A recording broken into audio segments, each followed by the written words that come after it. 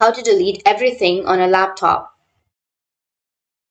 So if you want to delete everything and if you want to reset your laptop, then what you need to do is first you need to just make sure that you have an internet connection. After that, you can open up your settings. So right click on your Windows and then you can go with settings. Under settings here on the left side, you need to search for reset.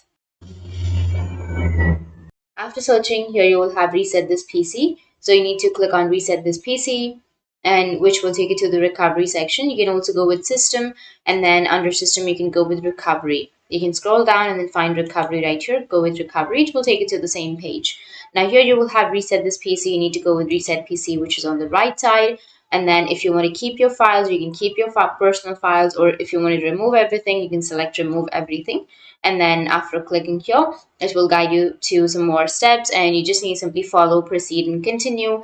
And after continuing, you'll delete all of the things that you have on your laptop. So that's it. And if you have any questions, feel free to comment below. Thanks for watching.